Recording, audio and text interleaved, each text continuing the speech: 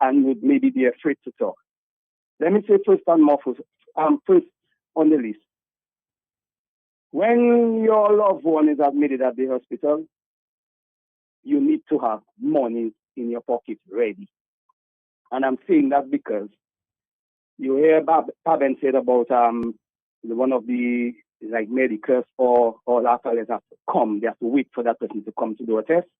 That is for real. But you need to have money. Without money, that test ain't gonna get done. And the experience that I have had from the Monday before. From the time you reach there where your name is given, you go down to the area where the sisters check you, your vitals, your pressure, your this, your that.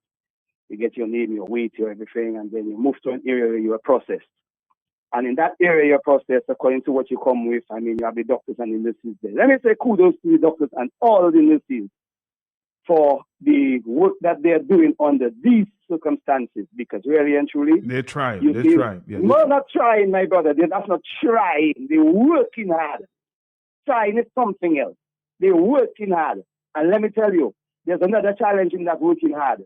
So if you have in the different departments where you're supposed to have how many people manning these areas, most of the time, and I can tell you that from experience because I'm there every day, twice a day, 3 times a day, they are always short staffed in some areas. So you can imagine how much load and how much workload is put onto whoever is there.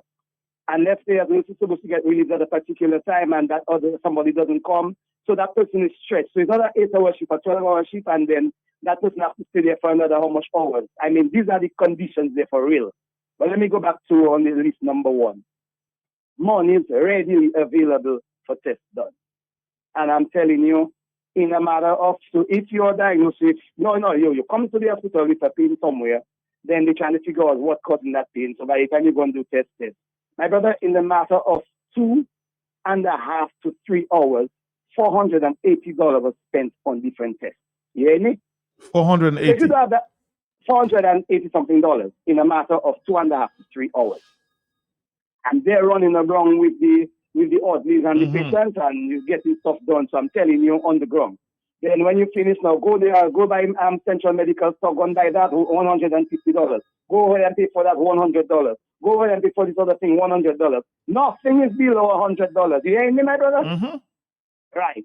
And I'm telling you that because I experienced that just a couple, 2-3 months ago.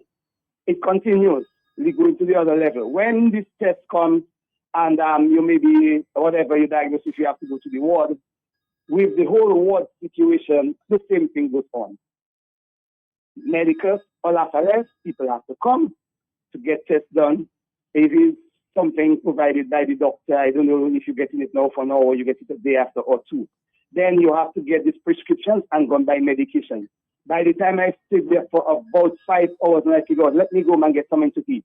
When I reach home, I put in the key in the door and getting the phone call. I just got 2 prescriptions. I have to fly back. But then I figured out, you know what? Before I go back, I have 2 prescriptions. I only left this $20 in my pocket. I have to come upstairs, take some money, go back. So that money that I take now to back me up with the $20 in my pocket, my brother, God have a great sense of humor. The medication actually came up with the 2 prescriptions that I just got. $218 and change. I have $220 in my pocket. If you don't have this money, what happens? So this is the reality. When I went to Central Medical Store, I actually asked the guy, is it a government-run institution agency? Tell me yes. I said, bro, it's appalling. He tells me, so it is. Anyway, I paid for this stuff, I got it, I moved. Another thing that is needed there, family support. If your family is not by your side, by your bedside, my brother, too pretty clean. You need to be there to see what's going on, understand what's going on. When they speak to the patient, you have to, and again, you have to have some level of know-how.